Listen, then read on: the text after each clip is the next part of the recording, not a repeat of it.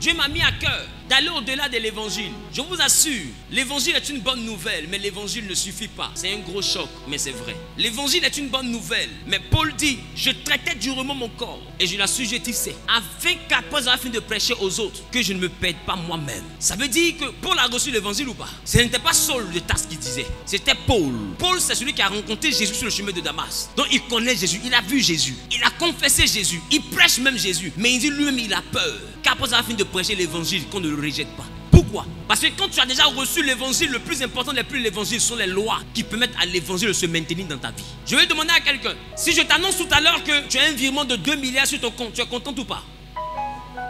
C'est une bonne nouvelle, tu es heureuse ou pas? Mais tu dis pas amen. Tu dis pas je reçois. Tu sais ma fille, même si je n'ai pas 2 milliards, je peux télécharger 2 milliards sur toi.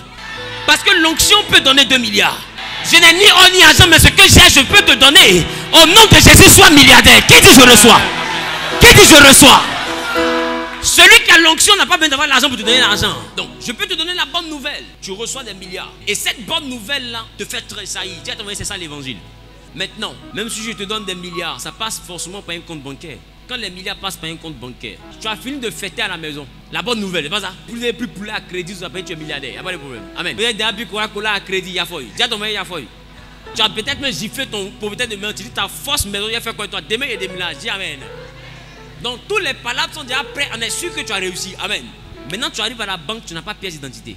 Ils vont te dire, ma chérie, c'est ton compte, on est d'accord. C'est ton jeton, on est d'accord. Tant qu'il faut regarder l'écran là, oui, on a vu l'écran, c'est ton visage, on est d'accord. Mais la loi dit, pour retirer, tu dois avoir une pièce d'identité. Tu vois la limite de la bonne nouvelle. Tu as fini de fêter à la maison, mais il n'y a pas de pièce d'identité. Voilà comment tu es milliardaire, mais Coca-Cola que tu as pris à crédit, tu ne peux pas rembourser. Oh, tu es milliardaire. La bonne nouvelle est déjà là. Et l'argent est déjà sur ton compte. Mais comme tu n'as pas respecté un critère de la loi, tu ne peux pas télécharger dans le guichet automatique une partie de toi-même ton propre argent.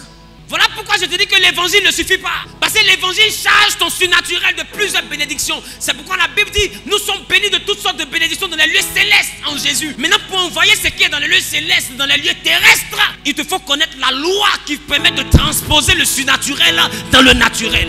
Si tu ne connais pas cette loi, c'est un rêve que tu as te marier. C'est un rêve que tu as voyager. C'est un rêve que tu as payé ta maison. C'est un rêve que tu as avoir un compte bancaire rempli. C'est un rêve que tu seras guéri. Mais physiquement, tu seras endetté, pauvre, ridiculisé, humilié par tous les hommes. Tous les prophètes vont te voir. Ils vont te dire, tu es une femme de grandeur.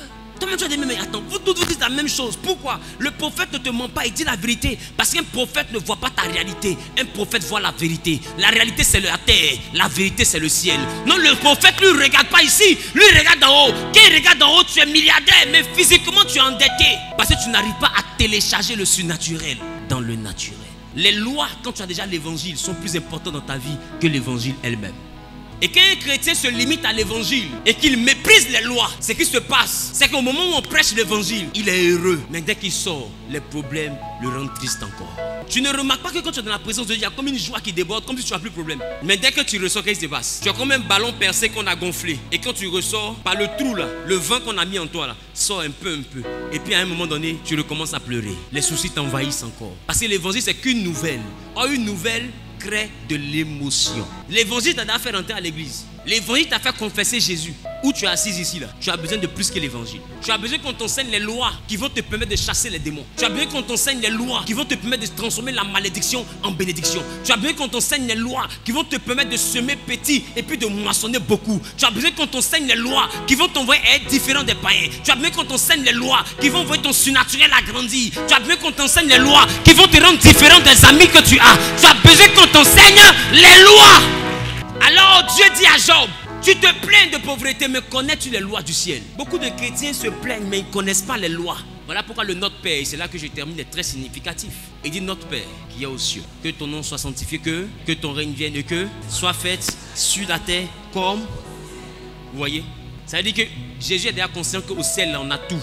Donc il demande au Père d'envoyer le ciel à se représenter sur la terre.